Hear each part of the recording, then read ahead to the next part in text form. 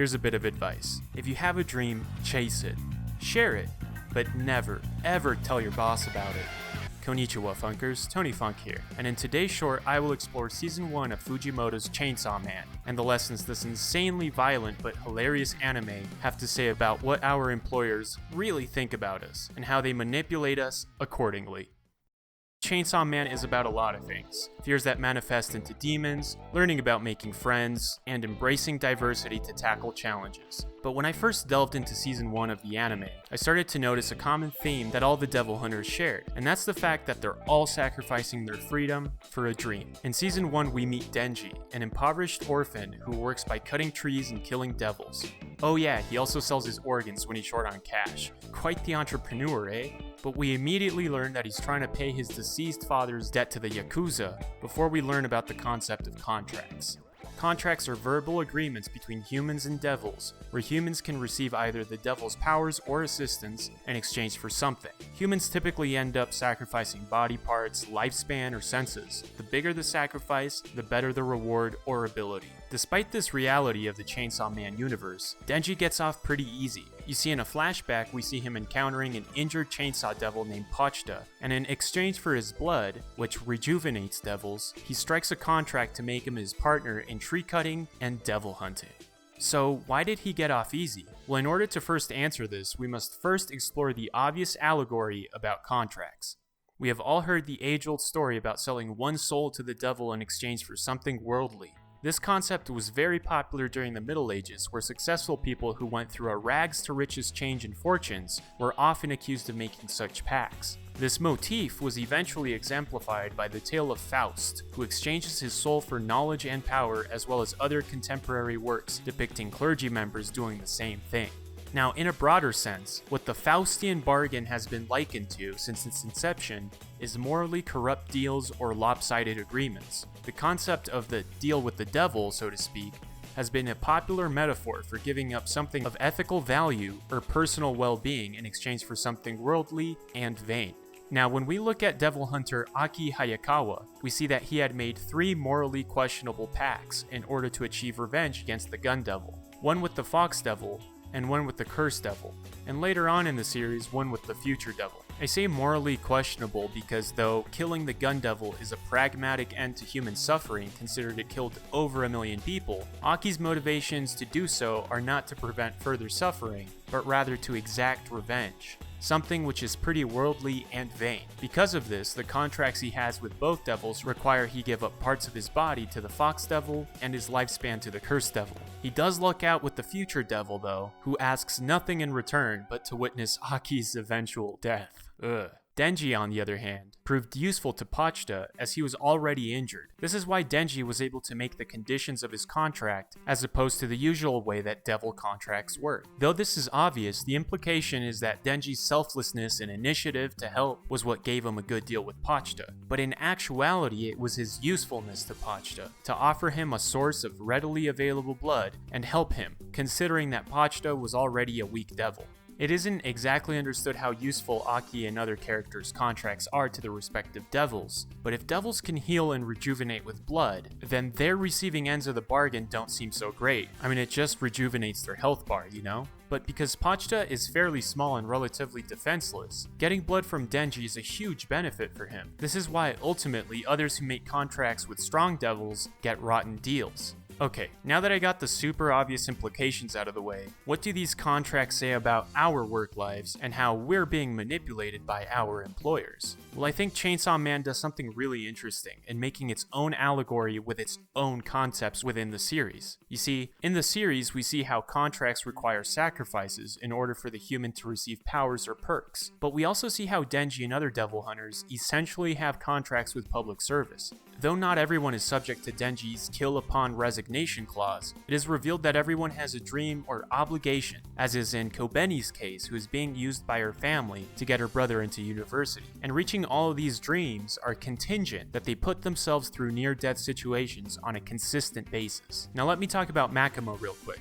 It is immediately apparent that she is a manipulating bitch, getting Denji to work for her because of his rare hybridization and usefulness to public safety, Aki for his revenge boner, and everyone else for their respective goals. We see her being kind to Denji, knowing that Denji's dreams are vapid and can be satisfied through sexual attention from a female. This is why she gets him horny in episode 5 and motivates him to find and kill the gun devil under the guise that she's interested in him romantically. Now, similarly to how Denji got a relatively sweet deal from Pochta, he also got a sweet deal from Makima because he doesn't have much to lose and working for public safety affords him everything he ever wanted. He's also useful to both. Pochta needed him to survive, and Makima needs him for being a powerful hybrid. If it wasn't for his utility in either cases, he wouldn't have been shown the light of day. This is in stark contrast to Aki, who takes his job seriously, being motivated primarily by revenge. But he's also just a human, highly disciplined, but comparatively replaceable. Also, since Aki is considered a normal person by Himeno, we can see how Makima's manipulations actually affect her normal subordinates in public safety who have similar utility to him.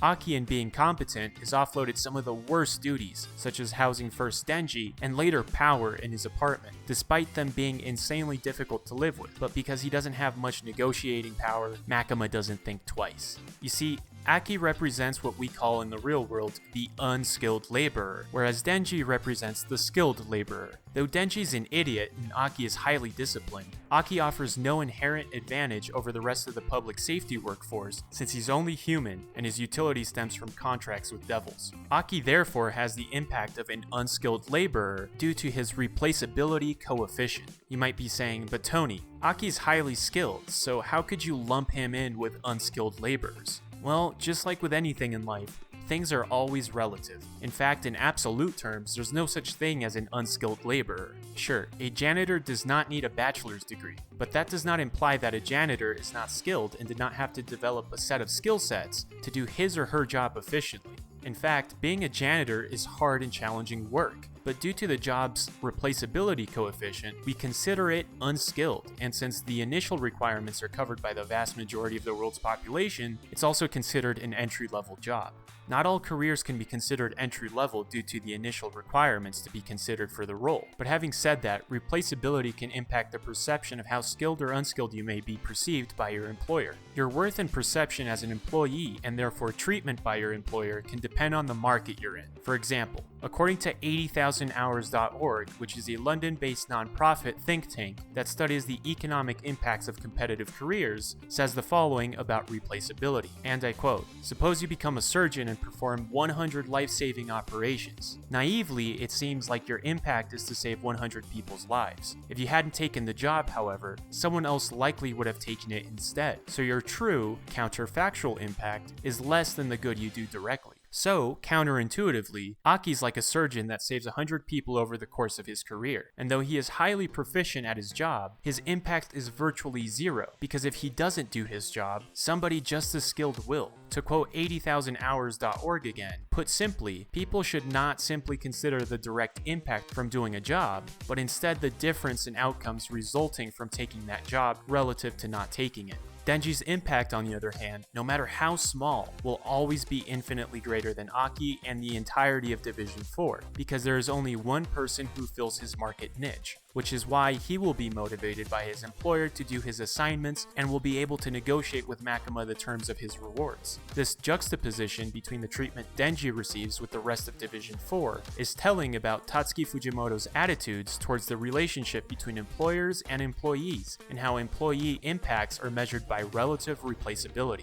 This concept is exacerbated by Japanese work culture. In Japan, high replaceability is the reason people can't just quit their jobs and look for better ones. Essentially, their market value drops dramatically once they become unemployed. The reason for this is because companies prefer to hire students fresh out of university in an effort to rear them and indoctrinate them with the company's culture. This means that depending on where you stand on the corporate ladder in Japan, your direct impact is always zero, because the moment you leave, you will be replaced by whoever was directly underneath you, and everyone will shuffle upwards until the bottom position is filled by a fresh university student ready to be programmed into a company slave.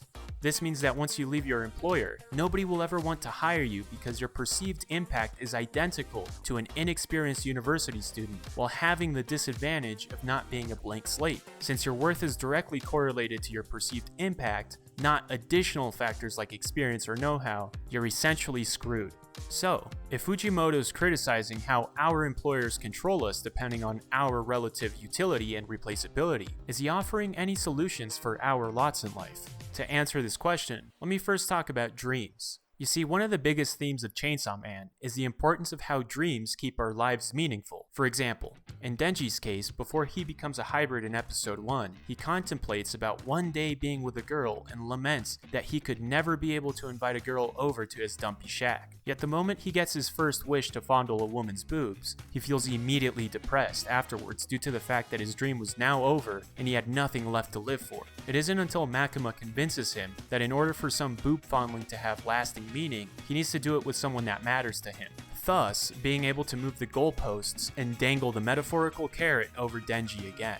Aki's carrot is the need for revenge, which is why he protects Denji with his life despite finding him annoying. In episode 6, it is revealed that the reason Division 4 can't just kill Denji and appease the Eternity Devil is because Aki needs him to kill the Gun Devil. This is why, despite claiming he has no respect for the public safety devil hunters who do their job for money, he stays knowing he can't achieve his dream alone. This is why, like Denji, Aki is a slave to his work, doing everything Makima asks of him despite hating a lot of what he is subordinated to do. In Makima's eyes, Aki's just another disposable employee who will do anything she asks of him because she knows what his dream is. This means that, in essence, working for Makima is just another contract with the devil.